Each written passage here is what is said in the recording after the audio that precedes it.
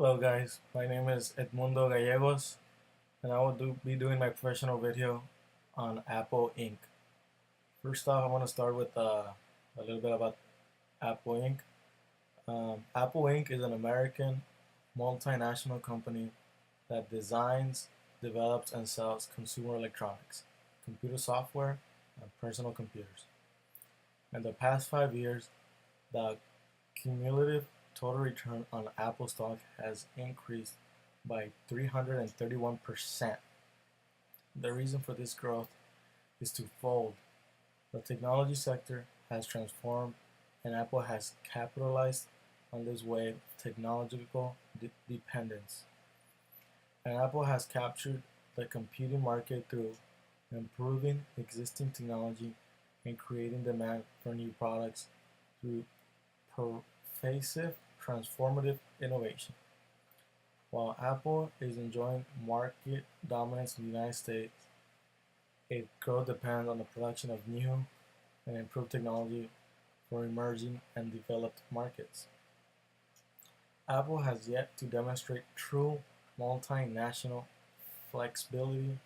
However, Apple's iPhone 5C is an initial attempt to penetrate emerging markets with a product aligned with local customers' demand and buying power.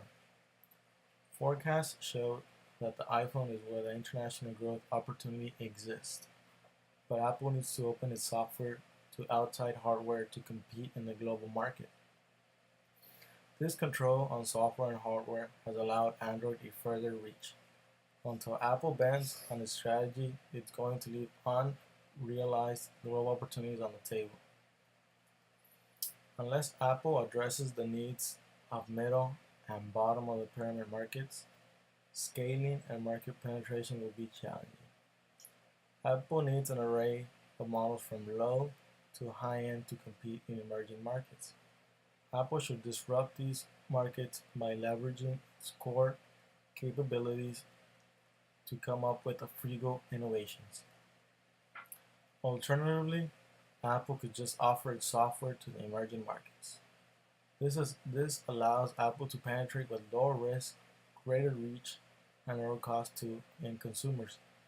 This would be targeted at emerging markets only, as Apple would not want to cannibalize its own hardware sales in developed markets.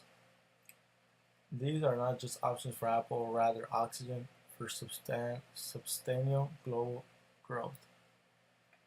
Now, I will present Apple's quarterly earnings for 2014.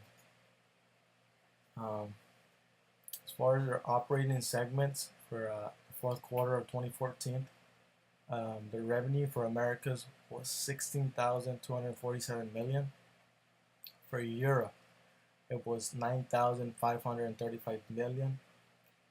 For Greater China, it was 5,778 million. For Japan, it was 3,507 million. Rest of Asia Pacific, 1,923 million.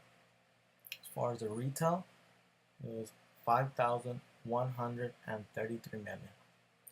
The total revenue for Apple in the fourth quarter of 2014 was 42,123 million. Now, as far as the product summary for fourth quarter of 2014, as far as the iPhones, was 39,272 units.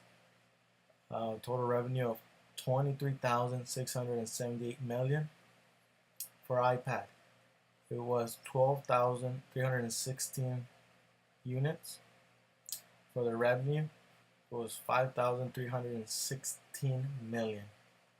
For Mac, it was 5,520 units.